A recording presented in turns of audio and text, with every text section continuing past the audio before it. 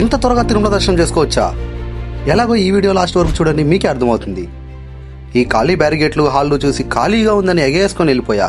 అలా వెళ్ళి నాకు ఈ దృశ్యం చూడగానే ఒకటే అనిపించింది.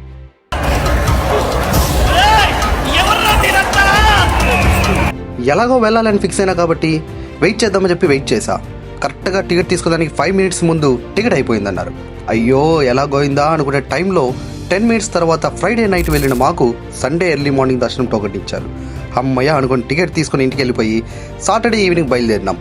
అప్పటి వరకు బీభత్సంగా కాసిన ఎండ మేము వెళ్ళే టయానికి ఇలా కారు మబ్బులు మూసుకునేసింది.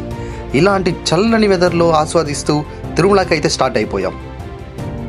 అలా వెళ్తున్న మాకు కారుకు సొట్టపడిన సొంత డబ్బులతోనే కొన్న కారులోనే వెళ్ళాలని మొక్కున్నారేమో ఈ పెద్దన్న.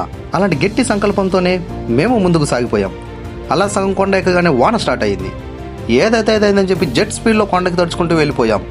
కొండకు వెళ్ళగానే మాడ వీధుల్లో గజనాథులు అలా నడుచుకుంటూ వస్తున్నారు. అలా చూస్తూ ఉండగానే శ్రీదేవి భూదేవి సమేత ఉత్సవమూర్తి మా మామయ్య గోవిందుడు ఊరేగుతూ వచ్చారు. ఆయన దర్శనం చేసుకొని ముందుకు వెళ్ళి వరాహస్వామి దర్శనం చేసుకొని పక్కనే ఉన్న వెంగమాంబ నిత్య అన్నదానంలోకి వెళ్ళి ఫుల్గా తినేసి బయట వచ్చాం. అలా బయట వచ్చిన మాకు అనౌన్స్మెంట్లో కంపార్ట్మెంట్లో అన్నీ నిండిపోయాయి, దర్శనంకి 24 గంటలు పడుతుంది అంటూ ఉన్నారు. ఇలాంటి టైంలో మాకు దర్శనం ఎంత త్వరగా అయ్యింది అది ఎలానో నెక్స్ట్ వీడియోలో చెప్తాను. అంతవరకు వెయిట్ చేయండి. వెళ్తూ ఓ లైక్ షేర్ సబ్స్క్రైబ్ చేసుకోండి అయ్యా. ఇట్లు మీ తిరుపతి పిల్లగాడు. Bye bye.